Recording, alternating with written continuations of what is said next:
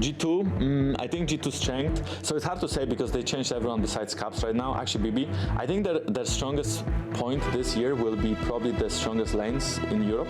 I think they probably have like the best lanes in every single like aspect. So I think beating them will probably mean a better team play. I think this team will most likely struggle around not really moving around the map, but just like team decisions and how they have to play around each other, because all of them want to carry in a way, all of them have a lot of egos. So I think beating them is just having like a stable early game and pulling the trigger when it's the right time. For me, it was not my decision to leave G2, right? It was their decision kind of to change junglers, and I feel like it makes sense, right? Because in the end, after so many years in G2 esports, I never won Worlds. And I feel like for them to win everything, they want to try something else. And for me, it's either retirement and streaming, which I was choosing from, or still trying my strength in a different team. And I feel like if I were to retire, I wouldn't probably come back like David just did. So I wanted to still play. I still feel like I have a lot to show and a lot of good things to bring to a new team, especially. So I'm trying my hardest. And we're certainly happy that Jankos chose to continue playing his legend in his own right, looking for his next chapter, while on the other side, Yike is looking for his first chapter with G2. Now, G2 versus Heretics, a bit of a grudge match between Jankos and Yike. Overall, though, Heretics yesterday had an exceptional showing versus their Spanish rivals in Koi, and G2 Esports was set aside by SK. So different motivations coming in here, of course. Heretics looking to keep the streak going, G2 looking to bounce back. Yeah, 100%. I think G2 was kind of limited by their own draft as well, but the SK obviously played phenomenal, and I think coming into this matchup from the Team Heretics perspective, well, Jankos was very much one of the pinpoints as well in their victory yesterday on the Graves. While Malrang was kind of out-jungling himself, he still got a lead on one of these junglers, and I think it's amazing to see that Jankos is not just going to be on dog junglers all the time, he's actually going to be on junglers where he wants to get the impact himself. And looking at that, oh, sorry, go ahead. Yeah, no, I was just gonna say it's interesting when you look at his time on G2 then as well, because forever he was the guy that was like, as he said, best lanes in Europe. So I don't really have to be like the focal point. I'm gonna use my pressure to gank those lanes and get them even further ahead. And I think the evolution looking at G2 coming into this year was use our best lanes in Europe, and now we're gonna use those to get our jungler ahead, which is completely turning their old identity on its head. Yeah, and I think that really brings in a discussion of style as well. We've seen a flexible style come through from Jankos, where we've seen both the carry, but also the kind of junglers that needs to facilitate the lanes. Whereas from the side of Yike, we've seen jungler that's full-blown carry. I think a lot of this comes down to the fact, with what Jankos said, if you have the best laners in the league in every single lane, you can allow yourself to be a carry jungler because you don't need to facilitate them, they will facilitate you. Well, on Jankos' side, I think he brings the flexibility. He's not always going to have the winning lane. We've seen that from the bot lane as well, but he will have that flexibility to allow himself to play for these lane, to have a flexible style if he needs to be the carry or if he needs to be the facilitator. And to take that into account, especially looking at the game yesterday, they bullied Malrang kind of out of his jungle and from his camps together with Evie, because Evie's been so strong on that Cassante. Jankos on Graves just went in and looked for him, and then they always had the upper hand when it came to the skirmishes. And that was a plan crafted, it seems, specifically for that. So absolutely. I mean, Evie has been absolutely insane, and this was the first game, I think, that he hasn't gotten a solo kill. I saw Coach Peter making a tweet about that, which is so sad, but this guy, and like the fearlessness he has in teamfights, always looking for another angle, and I still don't think that every player has figured out what the limits are on this Cassante champion, especially in teamfights. You can see him catching players completely off guard. Yeah, and now I've seen a lot of Cassantes being played in our league. I can say without a doubt that Ebi is the best one that's playing them. I think only rival potentially by Odo in his first game against G2 as well. But what an insane beast he's been with this champion. I know it's super broken, but he's the one consistently making it look like this. So great performance from Ebi so far, and I feel like this is one of the champions you just cannot allow him to get. Somebody's got to ban it now. Yeah, it's one of those things where, wow, is he getting it again? He had so many cheers, by the way, from the audience, and I'm sure he heard it and also gave them a thumbs up to thank them for that. The Cassante on Abby, super strong, probably won't see it. Oh, yeah. I mean, I don't know. People haven't banned it yet, true, actually. so I hope we get to see it. But I hope not. I'm tired of this. I love it. It's great. I'm the biggest, the hype man for it. And I love that he's evolved. It's not just a thumbs up. You always know you're going to get a punch picture right before the game. Absolutely. Punch with your thumbs up. When it comes to Heretics, yesterday I think was a huge game for them, obviously because of the growing rivalry, but also the fact that they didn't have a great week one, only were able to get one win, a lot of confidence. So if they can keep going on that, they can take a serious step towards that top 8. On the other hand, we have G2, and I know we are used to saying, oh, G2, they drop a game here and there, but I think for a budgeting roster like this, you still have to be realistic and think that could have been a knock to some of these players' confidence, right? So what is their focus coming into this game, specifically looking at Yike and the jungle? Yeah, I mean, I think the first focus is looking at yesterday and taking, I believe, the Akali. It didn't really love the ideas that came in with the draft, but actually, if it was possible to get the jungle stats back on screen, I think that would be a great way to show it over. Basically, what I want to talk about is like how much time Yike spends in the enemy jungle compared to Jankos. And Jankos is a player that you just know is probably going to be playing more around his lanes or around his own jungle, and that's something that Yike can take advantage of. So when it comes to the draft, getting priority lanes for G2 is the building block upon which to build their game plan. Yeah, 100%. And I think it comes down to as well, who is better in these lanes? Because I think if you had the better bot lane on Heretics, I think you could allow yourself to be the greats as well on Jankos once again. The problem I see with that is that if you go for the carry jungler on Jankos, your bot lane might fall behind, because I think that Hans Summer and Mikyx will be the better bot lane. I think they will be the one getting the priority, and that will allow Yike to play. So personally speaking, from my opinion, I think Jankos is not directly forced, but I would think the best thing he could do to benefit the team is that he becomes the facilitator. He helps them get ahead with the lanes, because I think it's needed against G2. How did it work yesterday? Because obviously they were up against a phenomenal bot lane, right? But I didn't necessarily see that much down there. Yeah, I think that's very true. I think it came down to the fact that, in my opinion, I still agree with the playstyle that I set out earlier. But of course, if you can go even and you go for the carry jungler, you can make it work, because you outscale what the enemy will go for, and it's going to be the great adaptation. Especially if you see an Elise come in the early game, you already know what the game plan is going to be. Elise used to be the kind of champion where you said, okay, Renekton on Elise, dive top lane. Now it's become the champion where it's like, we have Elise, you know we're going to stack a wave, you know we're going to come down to the bot lane, and that makes a very telling early game plan that you can draft around, or not necessarily draft around, but play around, and I think they did that yesterday. Yeah, and I think like the way a G2 would maybe react to that, right, would be, again, Mikyx looking for an early all-in in the lane. That's been a consistent thing for them. Jungler sort of pathing towards that lane as well. Like, hey, if the enemy team wants to build up, stack a wave, and dive, because that's how Elise is most effectively going to find her ganks, don't actually let them get prio on wave 1, because you can't build the stack wave and look for the dive if you're losing the wave 1 push. Yeah, I mean, it could even be the fact that you want to go for Elise on Heretics. I didn't actually consider this option myself, but, you know, Jackspektra in the RLs used to be known for, well, the guy that wanted to take impact in his own lane. He wanted to be the one dictating it. He's not really been allowed to come into that playstyle himself. And as he said himself, there's a lot of nerfs going down to it. It's a big step coming down from the ERLs into the LEC. But if you wanted to get, up to the LEC. But if you wanted to give him something back from where he usually came from, that was like the Draven, right? That was the Kalista. That was these kind of champions that would get agency for themselves and get that impact down there. Yeah, he's evolving very much so. He's also spoken to that, saying it isn't necessarily how I used to play in the ERLs because of the changing situation. So we'll see how they approach this here. As we can see, the players, they were going into their huddle, so now they're sitting back down. We have a little bit of a delay because we were swapping out hardware on stage with the league officials investigating, so unlucky. I jinxed it, actually. I was like on Reddit, and I was like, I'm so happy we hit like our good transition times. And I was talking to the people over there, and then someone was like, did you curse it? I was like, no. Yes, I did. It starts with me. With a Reddit comment. Again, I know.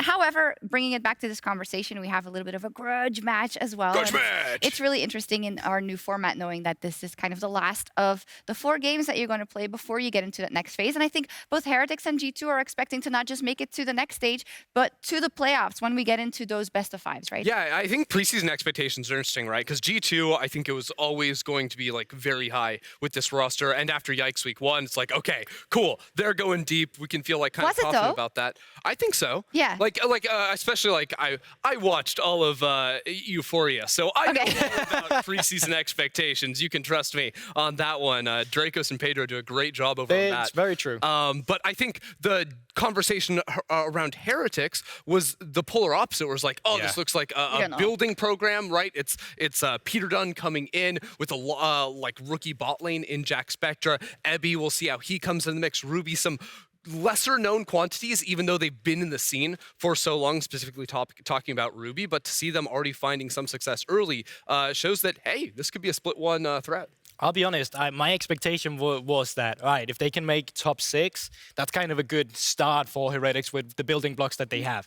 What I necessarily didn't anticipate was not only the fact that Heretics has started doing better than I expected, I also expected better from some other teams, which is then, you know, mismatching this balance that you'll probably have. And that's really all you need in these best of 1 scenarios. G2 was kind of, you know, a good example of that yesterday too. So for Team Heretics, I think you just continue and take whatever games you can in these best of 1s. You know you have the raw talent for it. And the one thing that has been the thing that's holding you back a bit has been the team play. It has been when it came to the greater macro decisions. So I think for them, if they can also just keep it simple and not make it too messy, well, that's a brilliant start because they have the raw skill. We've seen it multiple times.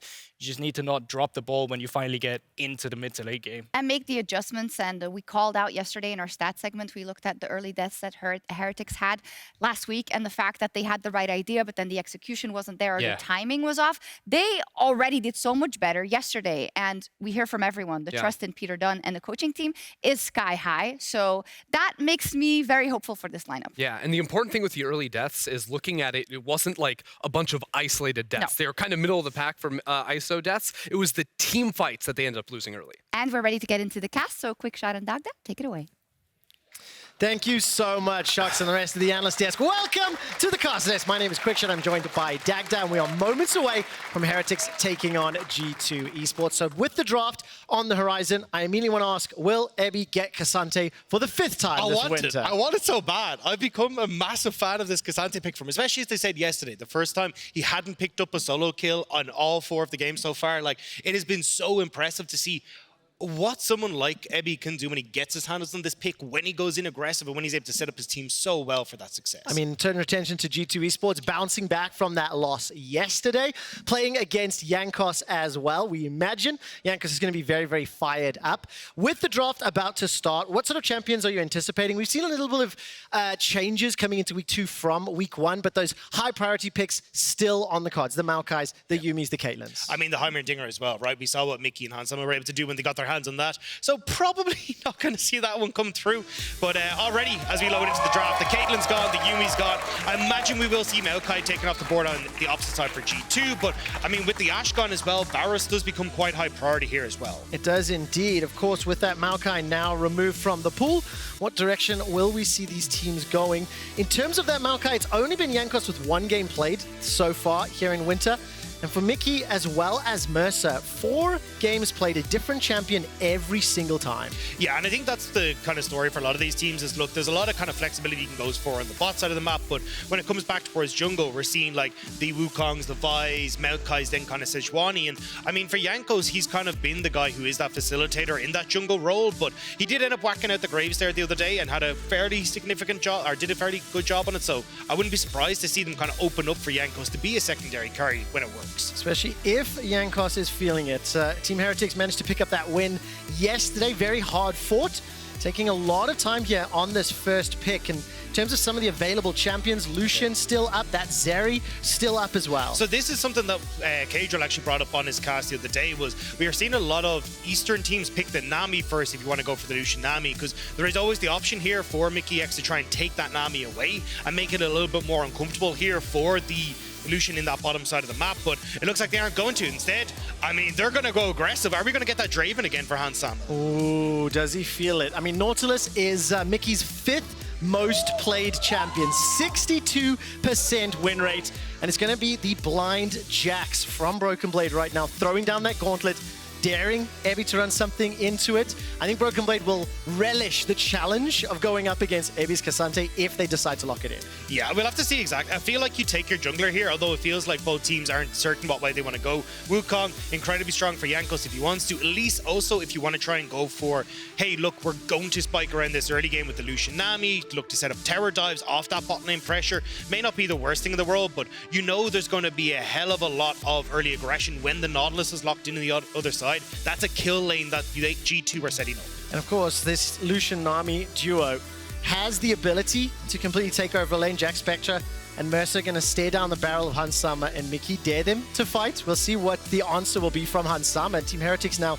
Do they lock in that jungler? Do they lock in a reply to top? And it's going to be a Jankos classic. The Elise is now secure. Yeah, and this is what we're talking about, right? They want to try and play around the spot side, make sure that they can use the early pressure Elise offers to play heavily around the spot side, but we called it already. Do it. Go on, That is there done. it Locked is. in. Okay, this is awesome. But this also means there's going to be a lot of lanes to focus on. Jankos on that Elise will have gank ability once we see the solo lane secured for Heretics. Nautilus Draven into Lucian Nami. Hit one of those skill shots and somebody's going to die. I think the big question, though, is what does Yike want to take into that bot side? Because you need something that can go aggressive against the Elise. And we're kind of going, okay, well, you know, Wukong can't really match her in these early stages. He wants to try and hit level 6. I mean, you've already got the things like the Maokai taken off the board, so it feels like you're kind of going into, you know, sideways territory here where Jarvan, but also Jarvan doesn't really do great against Elise. So I'm really curious to see exactly what's going to come out here for the jungler for G2. I mean, of course, that Viego still available for now. Sejuani removed from the pool. The reason I mention the Viego, it is Yike's most played champion. And on the other side, Jankos' second most played champion is Elise. Of the 800 professional games he's played, 85 of them are on Elise. He's got a 60% win ratio. It's a champion that we haven't seen him pilot in a while. The last ban there from G2 is going to be Azir, so really limiting Ruby's effective champion pool for now. Yeah, I think the Vi would be another good one to try and hit on here when you're looking at Heretics. I think the fact that you've already got the Sejuani gone, you don't really want that point-and-click CC for something like a Lucian, especially when you are playing this short range, but it looks like instead they are going to go towards the Viego. I mean, Yike has gone towards more carry-oriented junglers across the board, so not fully surprised to see it, but I think this does leave Yike open to kind of flex his muscles a little bit and see what else he wants to try and bring into the jungle here, because I want something that can just go for broke on this bot side, go hell for leather, and just match all the aggression that we're going to get from Heretics. Well, he's only played the Graves and the Kindred this winter.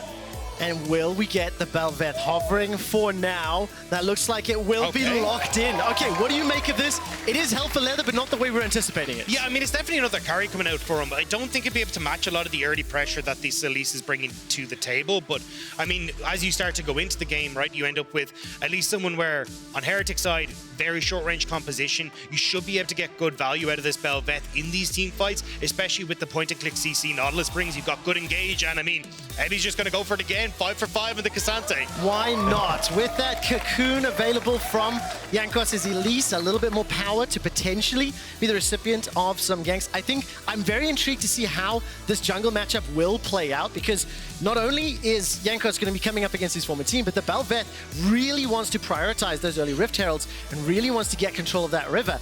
Will G2 be able to set it up in time? Lock-in, lost now for Caps. He's going to be playing into Ruby's Viktor.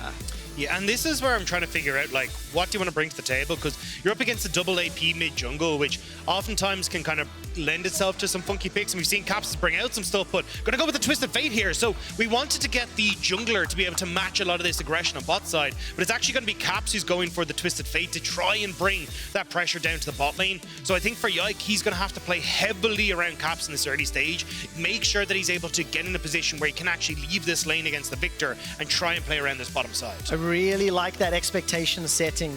We'll be able to track that in-game, how and where Yike decides to path. Similarly, what can Jankos do? Because he's got 2 lanes with some CC, a lot of damage to work around. So a lot of tools, a lot of potential action in the early game. One quick stat for you. Yike all-time on Bel'Veth is 9 wins and 1 loss. So not a bad stat to bring to the table, and especially for Jankos. I want to see now if he can try and add a second loss to that, because one of the big things we saw from Marcoon yesterday with SK was, hey, let's try and split the map. Let's try and disrupt bot lane. We got to see if Jankos can do it here as well. Can he get inside the heads of G2? Disrupt that scaling powerhouse of the Jax, of the Bel'Veth. Similarly, on the other side, going to be looking at Cap's Twisted Fate. Get control of that middle lane and try to apply pressure everywhere else. You've had a couple of upsets yesterday and today. Will Heretics continue the trend? That's the question, Dagda. They've got the tools. Do they have the skills today? I mean, it is definitely tough going up against G2, but I mean, they showed yesterday gods can bleed. We'll have to see if we can have it again. Well, which one will be bleeding today? We're about to hit Summoner's Rift for Team Heretics taking on G2 Esports. Oh, we're not there yet. Okay, we're almost ready. It's just a moment or two away as the players are now loading into the game. I'm just waiting for the cue. Where's the music? Where's the music? Oh. Now we're ready for Heretics versus G2!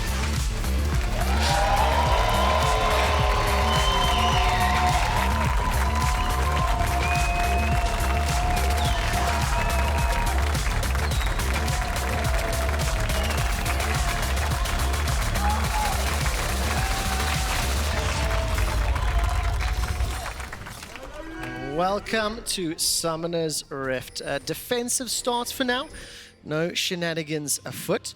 I want to ask you to expand on this jungle matchup that we have on our hands and potentially look at where both Yike and Jankos are going to start. Can we draw any conclusions and see what direction they're going? I think both of their respective champions have the ability to completely dominate and take over the game if they manage to get rolling and get accelerated. Yeah, I think it's in two very different ways though, right? We want the Elise to get going in the early game, whereas when you look towards the Bel'Veth, it's, hey, look, we've got a good late game scaling carry on our hands, so let's see if we can get her there, play towards these early Rift Heralds so we get the Void Remora. But I think the big question mark for me here is how does Jankos play this out? Because I think something that Marcoon did very cleverly yesterday was split the map against Yike. Yike has pretty much every single game gone for one of these invades where he tries to go in level 2, level 3 and disrupt his opposition, and it's why he has one of the highest counter jungling rates in the league. But when you look across at Marcoon, he kind of exploited that. He was like, cool, I'm just going to immediately go into the other side of the jungle and try and split the map as flash forward. Now, that's the engage already, Dagda. Flash forward from Mikyx. Gets the bop, gets the dredge line, and Jackspektra's down to 200 hit points. He's still got 2 potions to work with. I think the cleanse was used in that previous engage, so that should be on cooldown as all of a sudden Mikyx just waiting. Hex Flash is charging up, will land the Q, manages to lock down Mersa. Hans Summer is bullying this bottom lane, and it is a tough lane to play into. Yeah, I love the fact that you're seeing these early summoners blown to try and find these advantages, right? Especially as a Draven, you want to make sure you're making it as uncomfortable as possible. Even the fact that you have the Bel'Veth coming down the spot side of the map as well, you want to make sure that you're setting up these plays for Yike and making it uncomfortable for Heretics to help out Jankos. All right, look at the pathing right now. Both junglers starting on the top half of the map, making their way down. Yike is about to clear out his blue buff, and it looks like Jankos sitting inside the Krugs. How long does Mikyx and Hans Summer stick around? Now, Hex Flash is available for Mikyx. Flash Exhaust still up for Hans Summer. And I'm just keeping my eyes on that mini-map, waiting to see if either jungler pounce. While that's going on, BrokenBlade is pushing in the top lane and Ruby's pushing mid, but Dagda, Jankos will step over this ward, spot to that immediately. Yeah, and I mean, this is kind of helpful for Yike as well, because he just wants to try and finish his full clear, reset and get back onto the map. So knowing that Jankos is now drifting across towards his top side, you can even count the amount of CS he has with the 16 divided by 4. He's done 4 camps, so it means you have a good idea here as Yike as to what exactly this pathing was, and knows that he's going to be heading back up towards that top end, so he doesn't have to actually stick around too long to help out a bot lane. Yeah, of course. Talking about that top lane, leap comes out from BrokenBlade, chunking and bullying Abby for now.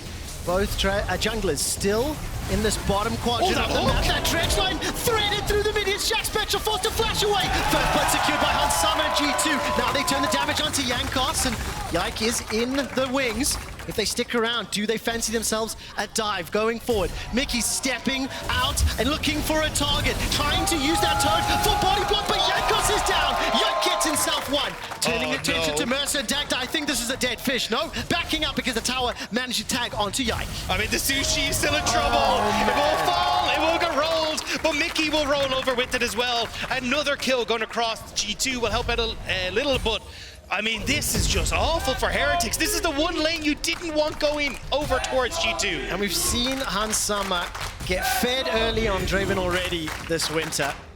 I wonder, I'm trying to understand. It looked to me like Jackspektra was stepping forward into the wave.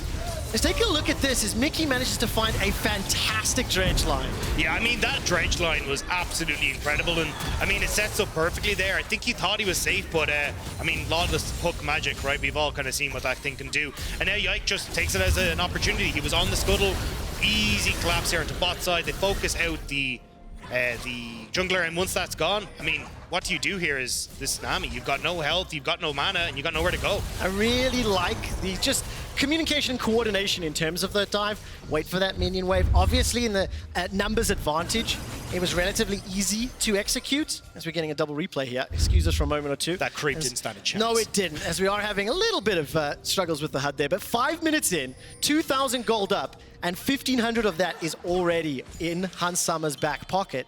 Heretics cannot afford to let Hansama continue that steamroll. They have to try play a little bit more defensive and hope that Jankos, Ruby, and maybe Ebby can try to balance it out. Yeah, I mean, Fnatic know all about it, right? Where Hansama set the record for the earliest Mythic in LEC history. And, I mean, he wants to try and see if he can keep that record going with this Draven. But Heretics looking to try and respond. They're moving in towards this mid lane, but I don't think they can really do anything. I mean, yes, you can move over towards Dragon if you want to, but Caps is safely underneath this tower. And, I mean, G2 are in position, so trying to set up maybe for a pick onto Yike, but it just seems a bit of an odd one. Yeah, opportunistic play doesn't pay off.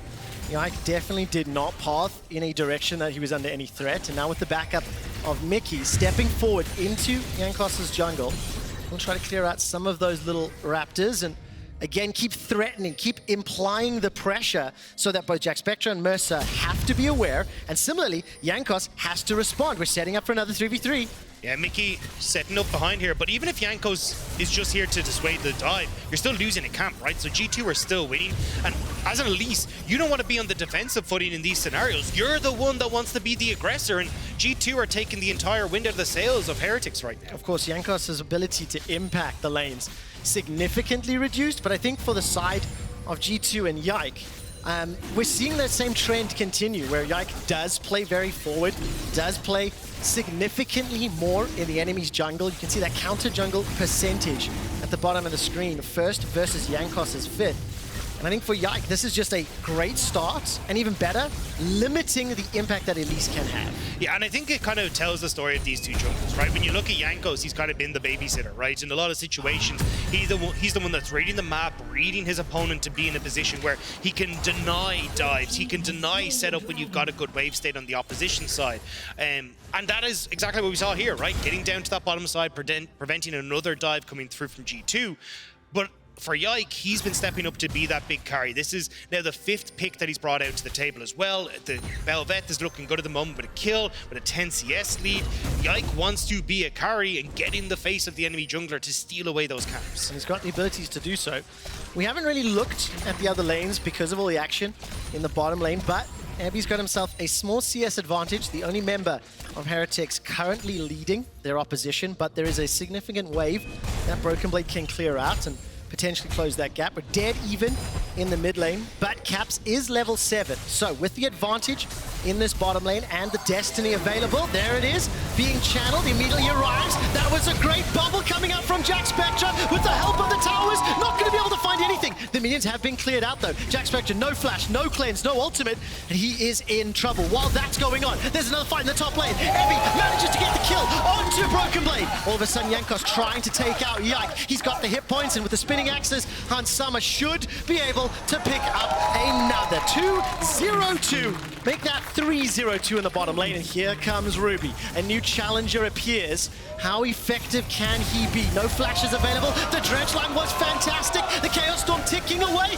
but then the spinning axes absolutely decimate. It's happening again! Quickshot! Hansama is massive on this Draven, and G2 are so good at playing around this Draven every time it's been locked in.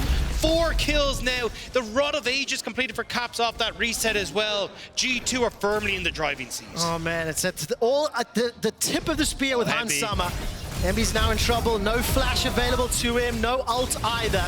And with 2 members chasing him down, Jankos will not be able to connect that cocoon. It was just dodged away from.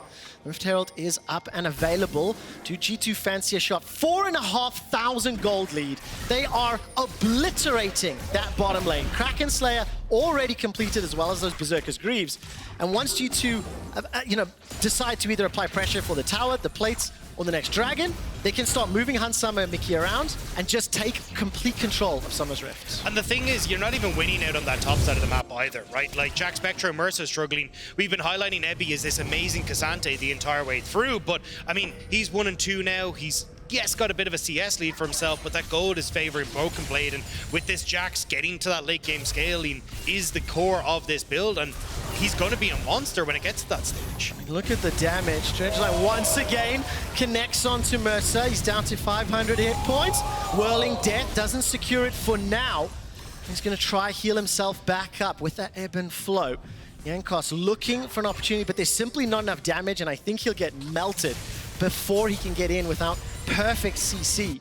And again, this Elise continually hovering around that bottom lane, down nearly 2,000 gold over Yike's Bel'Veth, who's just picked up that Kraken Slayer as well. And you notice that there's no overextension from G2 on these plays, right? Because all they want to do is try and blow summoner spells, blow health bars, start to chip away at the turret, because they know Caps' destiny is about to come back up.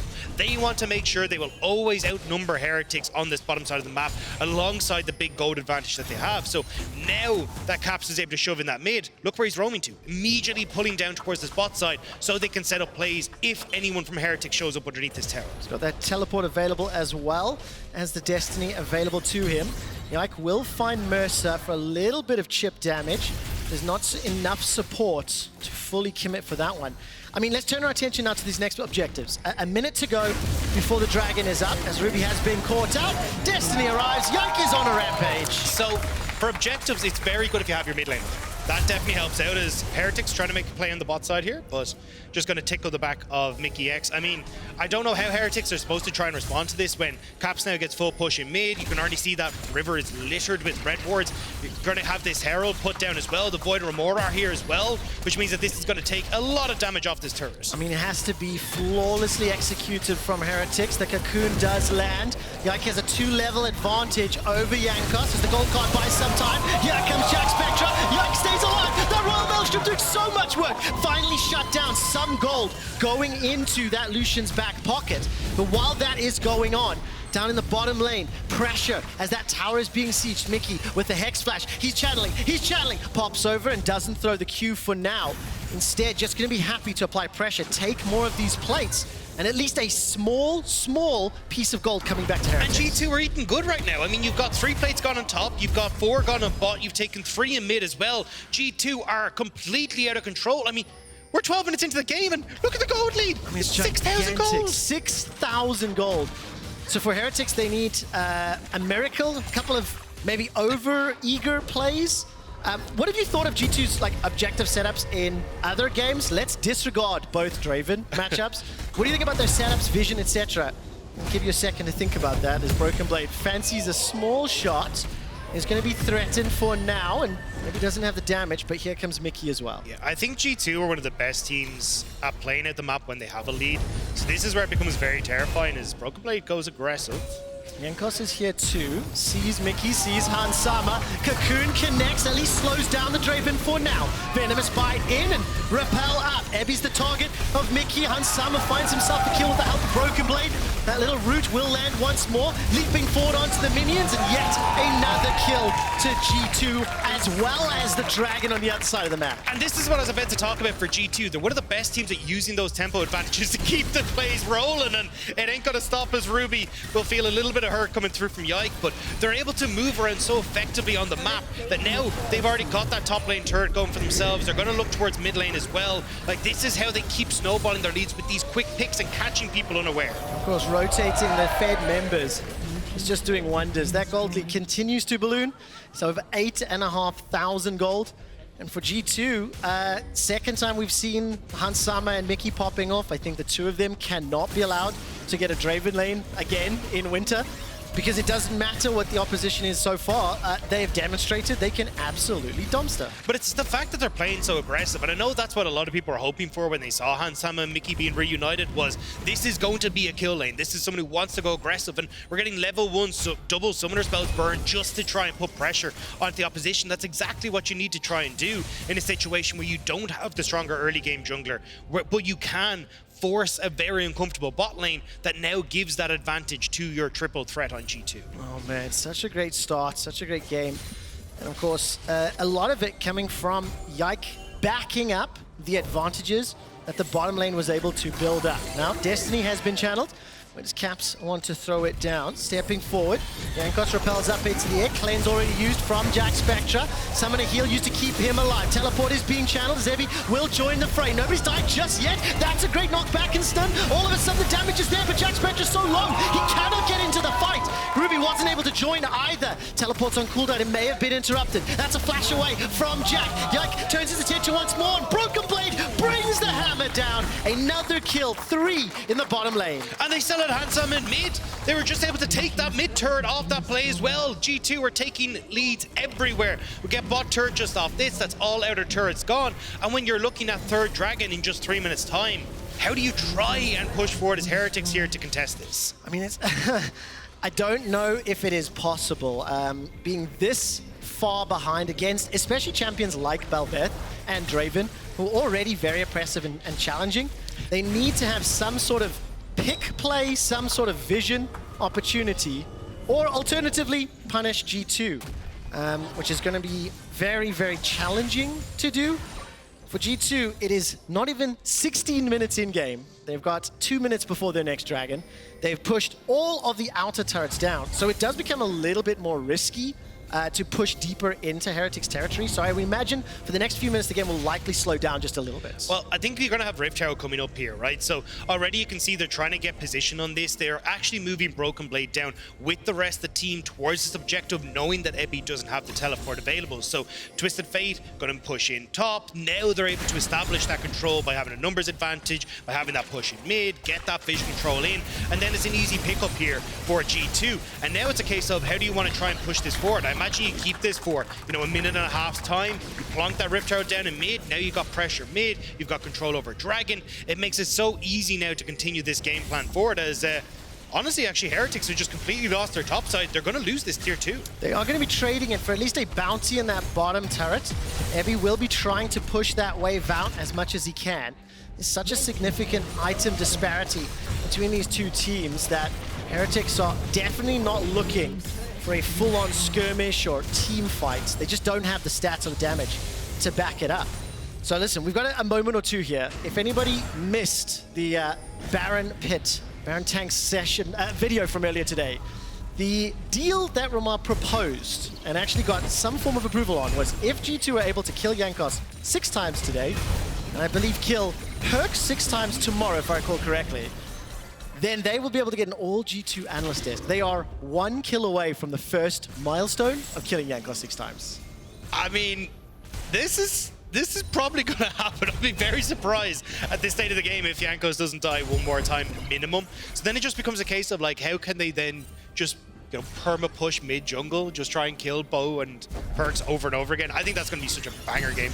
But here we go. Well, Evi's the target for now. Destiny was used there by Caps, so now the kill secured, the 17th in 18 minutes of gameplay. Look at the amount of point remora that There are are here. so many little manta rays pushing this bottom lane. Another tower has fallen. And I was anticipating G2 maybe slowing down, maybe playing the lanes a little more. They don't need to. They are so far ahead. The Heretics simply cannot stand toe-to-toe. The inhibitor turret is now taken down. The inhibitor will follow they just go suit. for the end? 5 versus They're just going for 3. the end. They're going to push for the Nexus turrets. Sub 20 minutes. Stat team, what's the quickest game we've ever had in the LEC?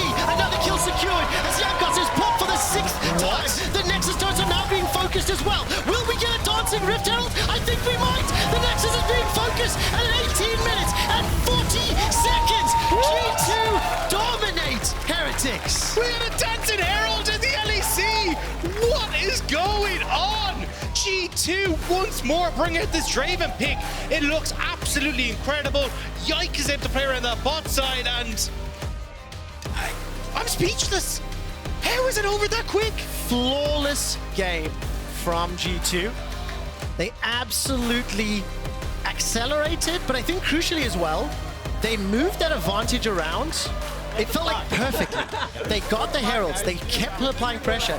Even at 16, 17 minutes, as soon as that wave started to crash top lane, took the tower down and immediately moved bottom lane. I mean, the wave control was just exquisite. I mean, in my opinion, G2 are the most terrifying team that we have in the LEC with the lead, right? They're very good at snap decision making, all turning as one, making sure that they're able to use their tempo advantage, effectively trading the map. So it always feels like even when you think you're trading 1-for-1, they're getting extra across the board. Like, it's so difficult to manage that against G2. And now we're seeing a very similar story here for G2, where coming into this, they've been a little bit upset yesterday against SK. I think they looked very angry coming into today, but we'll have to see now if anyone can try and take them down again. I can't believe it. I mean, yesterday, SK taking down G2. Today, G2 absolutely dumpstering Heretics. I have got confirmation from our stats team that this is the second fastest win in LEC history. Do you want to know what the fastest was? What? G2 taking down Origin in a split final a few years ago. Absolutely incredible. G2 holds that #1 and #2. I think turn our attention very briefly now to what this means for the standings, right? With the results that we've seen, with BDS picking up those wins, SK picking up a couple more, Heretics now drop to this little differentiating brackets that they're now closer to Fnatic and XL, who are sitting at 1 and 3. Obviously, they're now 2 and 3. Yeah, I mean, for Heretics, it's kind of heartbreaking, right? I think there's been a lot of hope that's been placed in this team coming in. I mean, obviously, Ebi coming across from the LJL. I think Ruby was hyped as well, coming up from the ERLs this time in the LPL, but it just hasn't quite come together for them. And I mean, Jankos tried to bring out this Elise pick, tried to play around the early stages, but it just wasn't enough. It wasn't. Didn't get a chance to because of that bottom lane impact. So nevertheless, player of the game nominees, head over to Twitter at LEC. It is Yike, Hansama, and Mikyx to potentially take that one away. Fantastic game. Very impressive. There's not a lot more to be said for that one. And I do start to think a little bit around, like, what are these priority picks that you cannot allow at all? Hansama's Draven has to be one of them. But the thing is, there's so many other picks that are there, right? The Draven is one, but you've got like Heimer, Varus, Maokai. There's so much that has to be banned. Caitlyn as well. And now you just add the Draven in the mix as well. And of course, the game plan. If the Draven is allowed through, how on earth do you actually counter it? Because today, the answer wasn't there. I think, let's also give some credit to Mikyx. I think Mikyx's had some very stellar performances. And unfortunately has been a little bit outshone by some of the other players. We'll get a chance to talk about that a little bit later as we're heading to the post-match interview with Hansama. Thank you very much. We're just waiting for him. Oh, he's right there. Hi, Hans. He's just got to get a mic. The game was so fast, so, you know, we got here really fast. But yeah, what a bounce back, GB, after yesterday. Right, yeah, because there is nothing to bounce back from, at least how the game started today. But yeah, from yesterday, you know, yesterday they did not have the prior lanes they kind of needed and had the G2 that we were so used to knowing. All of them were kind of under their own tower. I think this is what we expect when they're allowed to play the game. And yes, Hans, you can come.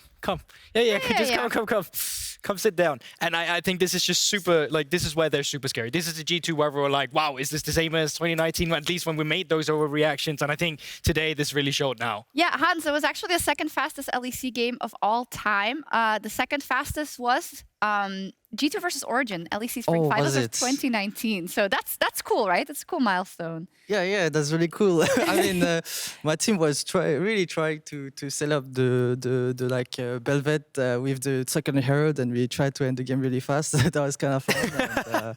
And, being the second fastest team. Well, I wish that we were the first one, but you have more games, you know. You can still try. Yeah.